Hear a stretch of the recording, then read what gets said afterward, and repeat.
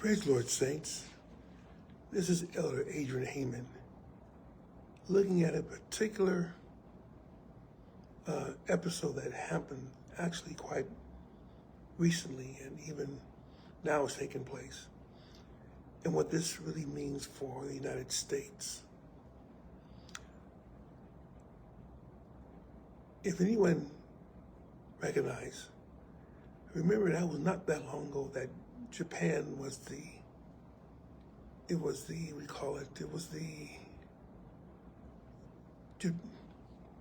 let me put it this way. Japan was the envy of almost every nation. Their growth was skyrocketing, and their shipments of goods, it reached all over the world. Americans just went crazy over their products. In fact, its domination of the U.S. market sort of tells you how robust their economy happened to be. And that is essentially with if you look at the TV, television history, radio history, the car industry, you find Japanese companies are at the top or near to the top and take a good deal of business away from American goods. Today, though, not sure how many people recognize it, but Japan's economy is not very good. It's become stagnant and is not growing as fast as it needs to be or should be. It's not necessarily a depression or even a recession, but those days of where essentially their goods would be snapped up, those days are long past. The problem is that these companies are seeing a lack of workers. And the reason why that's such an issue is because Japan faces a not too great future in itself. And it's starting to take place even now.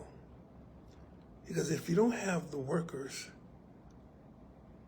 to help in your goods, then your economy can't grow. This is what's taking place. Japan has long been a country that's been very xenophobic. People, essentially, they're pretty homogenized. Just about almost every citizen is of Japanese descent. You may see a few that are mixed, some that are Korean, but they're not the ones that really hold sway over the country. Now the problem is that not only is Japan xenophobic, it's also aging. In fact, more and more of its population is becoming old to the point where they're not working. And that's a problem, of course, because now these people that are old have to be taken care of. And the citizens expect to be taken care of.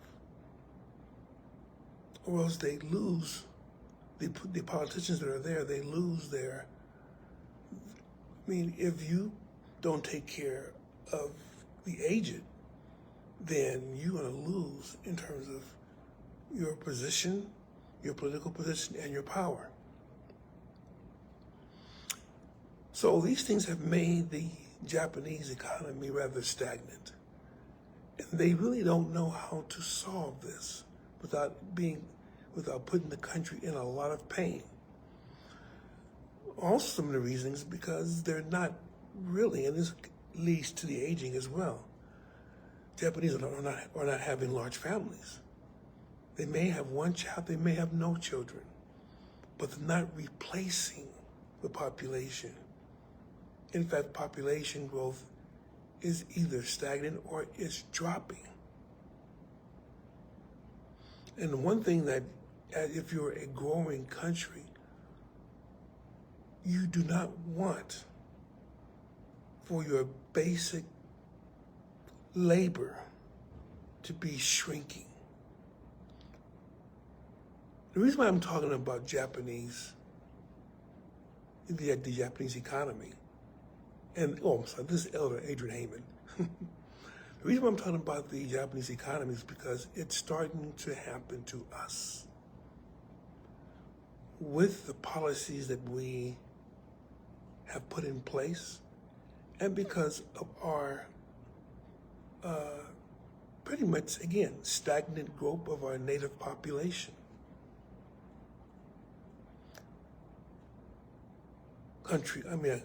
Families are becoming quite small, and people are just not reproducing the way that they used to, especially not the dominant culture. Now, the others, as I said, blacks, Latinos, they're shrinking too, but not nearly as much. In fact, their families tend to be 2, 3, 4, 5 children, if not more than that. But because of the dominant culture's pretty much stagnation of the population, then one of the engines that causes the economy to grow is, surprisingly, immigration.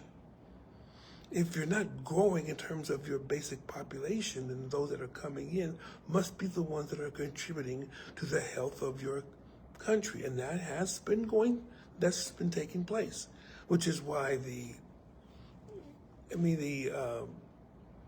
stagnation of the population, the native population itself. I'm not talking about native Indians, I'm talking about what the majority of the population is right now.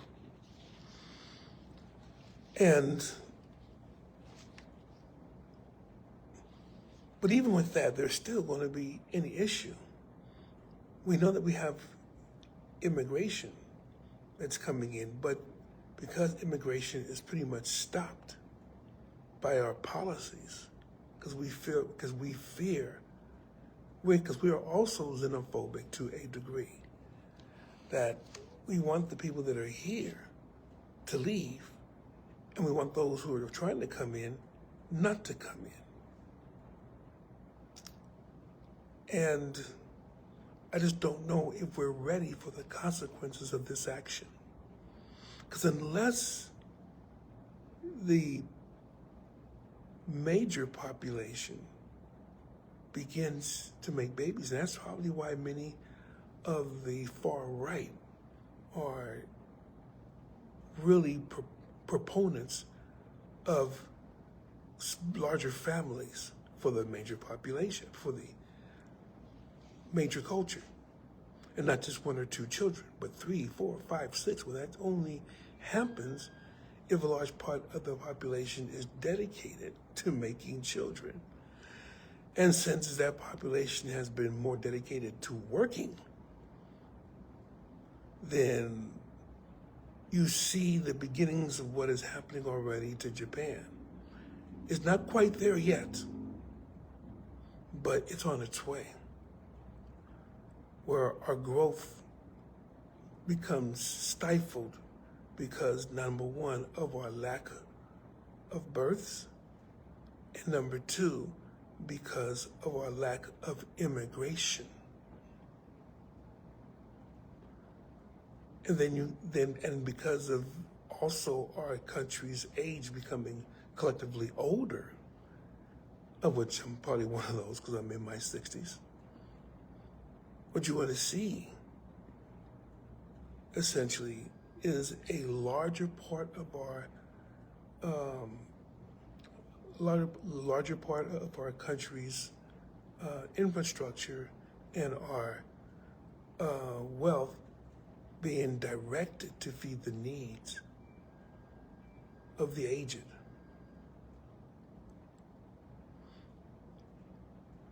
is happening now, saints of God. And because of that, a lot more problems are going to be scapegoated. That means blamed by those that didn't really do anything, but who are going to be at fault anyway. So don't expect racial relations to be great in the near future or for the future for quite some time. Because one of the things that we know is that people need scapegoats to blame all their problems on. The King Saul blamed his problems on David. The people in the wilderness placed their issues on Moses' leadership.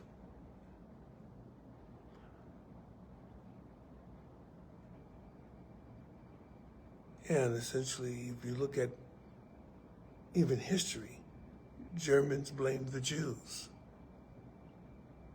which led to their almost extermination of all of them, at least as many as they can get their hands on. You don't think it's going to happen? In fact, what may take the United States down is one that's prophesied